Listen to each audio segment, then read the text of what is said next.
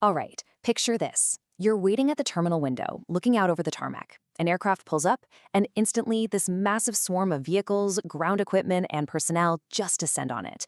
Honestly, from the outside, it looks like absolute chaos. But the truth? It's anything but. That seemingly frantic activity is actually one of the most highly choreographed, rigidly structured safety sequences in the world. So today, we're unpacking the anatomy of an aircraft turnaround in this explainer. We're going to reveal the invisible architecture of airside safety that protects every flight, every single ground worker, and of course, every passenger. But before we get into the how, we really need to talk about what happens when that choreography breaks down. Check out this staggering number. $10 billion. According to industry training data, ramp accidents cost major airlines worldwide at least $10 billion every single year. But, this isn't just about financial loss. We're talking about damaged aircraft, broken ground support equipment, and most importantly, serious personnel injuries. The stakes set on the ramp are just incredibly high. It is a high-pressure, heavy machinery environment where literally a single misstep can lead to absolute catastrophe. And that brings us right to the core anchor principle of our explainer today. Everything we're about to discuss, every manual, every piece of high-visibility PPE, every safety protocol serves this exact equation. Safe turnaround equals safe people plus safe aircraft. You simply cannot have one without the other. Okay, let's dive into this. Here is our flight plan. We're tracking the journey of an aircraft from securing the arrival, navigating those engine danger zones, combating ramp hazards, safe fueling, and finally, pushback. First up, Phase 1, securing the arriving aircraft. So, interestingly enough, the turnaround process actually begins before the aircraft even enters the stand. While maintenance and catering crews are staging nearby, it all starts with a rigorous visual inspection of the interstand clearway. Basically, they have to ensure there are no illegally parked vehicles or random hazards in the way. Then, the air bridge drive wheels have to be perfectly positioned inside a pre-marked box.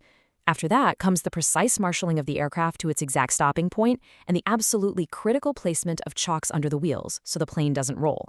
It's rapid, sure, but it is a highly meticulous sequence. But here is the golden rule of the tarmac. You do not approach. Health and safety regulations dictate that absolutely no one approaches an aircraft while those engines are running and the anti-collision lights are flashing. Why? Well, because until those lights are off, the commander of the aircraft retains ultimate control. The aircraft is still technically active, so ground crews have to hold their positions, maintaining clear communication until the pilot signals that the engines are fully shut down. Which brings us to Phase 2, navigating engine danger zones. Once that plane is parked, it's basically surrounded by an invisible architecture of extreme danger. At the front of the engine, you've got the suction, or ingestion zone. The intake of a modern jet engine is essentially a massive, incredibly powerful vacuum. Even just at idle power, the suction is so intense it can pull in items from the front, from below, and from the sides. Getting too close, it can literally result in a fatal ingestion. Then, conversely, at the rear of the aircraft, you have the jet blast and fume zone. This is a huge cone of highly pressurized, blistering hot air and toxic fumes that can easily blow over heavy equipment and cause severe injuries. Safe clearance areas are meticulously calculated for every single aircraft type strictly to keep crews alive. Moving right along into Phase 3, combating FOD and ramp hazards. If you spend any time around aviation, you will hear this acronym constantly, FOD. Foreign object debris. And we aren't just talking about a stray candy wrapper here. A loose bolt, a piece of torn luggage, even just a pebble can become a lethal projectile or get sucked right into an engine. If an engine ingests FOD, best case scenario, you're looking at premature engine failure. Worst case, a catastrophic in-flight disaster during takeoff. This is exactly why strict tool control is enforced for all maintenance crews. A single misplaced wrench can be lethal. Everyone out on the ramp is strictly mandated to pick up and report FOD the second they see it. So how do airports actually manage this on a large scale? Well, they rely on a very rigid safety net. This means proactive, targeted FOD sweeping programs. But the hazards aren't just on the ground. The noise out on a ramp is absolutely deafening, especially from the aircraft's auxiliary power units, or APUs, and those mobile ground power units. So heavy-duty hearing protection and high-visibility PPE are just non-negotiable out there. And what about when passengers have to walk on the tarmac? They have to be strictly segregated using physical barriers, often called passenger integrated guidance systems, to keep them far away from moving vehicles and those deadly blast zones. But hazards aren't always physical. Human behavior heavily builds into the risk profile, too. In aviation training, they actually refer to something called the dirty dozen. These are 12 human factors that consistently cause accidents. Out on the ramp, crews are constantly fighting time pressure to get that flight out on schedule. When you combine that ticking clock with stress, intense physical fatigue, and the sheer difficulty of communicating over deafening noise, well, human error becomes a massive vulnerability. Managing those psychological factors is honestly just as critical as avoiding a jet engine blast. All right, now for one of the most volatile phases of the whole turnaround. Phase 4, safe servicing and fueling. Think about it. Pumping thousands of gallons of highly flammable aviation fuel into an aircraft's wings is incredibly dangerous. To manage this, a strictly controlled refueling safety zone is established right around the aircraft, taking serious fire and static precautions. This perimeter absolutely must be respected by all personnel.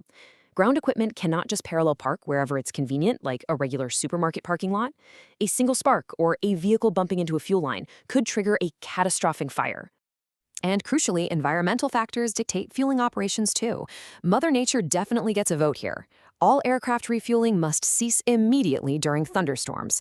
Lightning strikes and highly flammable aviation fuel, yeah, that is a disastrous combination. If thunder and lightning threaten the airport, the safety manuals mandate an absolute, non-negotiable halt to all fueling operations until the storm completely passes. Finally, we reach Phase 5, pushback and final thoughts. Okay, so catering is loaded, the baggage is stowed, maintenance is totally complete. Now what? Well, a final, meticulous walk-around inspection happens before that heavy machine moves even an inch.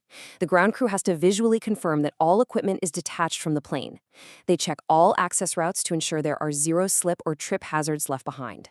But most importantly, they have to verify that all ground service equipment, or GSE, has been driven away and properly stowed in designated parking bays, because leaving a baggage cart in the aircraft's path guarantees a very dangerous kinetic impact during pushback. And that brings us full circle right back to our starting anchor point. A safe turnaround equals safe people plus safe aircraft. Every single line in those heavy aviation safety manuals, every neon high-visibility jacket, every piece of hearing protection, and every strict rule about where to park a vehicle, it all exists purely to satisfy this one equation. Because in aviation, actual day-to-day operations have to follow those approved manuals to the letter to keep everyone alive. So I'll leave you with this final thought. The next time you're standing at that terminal window, sipping your coffee and looking out at the tarmac, what are you going to see? Will it just look like a chaotic swarm of trucks and people? Or will you now see the highly choreographed, invisible architecture of safety that is working tirelessly to protect your next flight? Thanks so much for joining me on this explainer, and stay curious out there.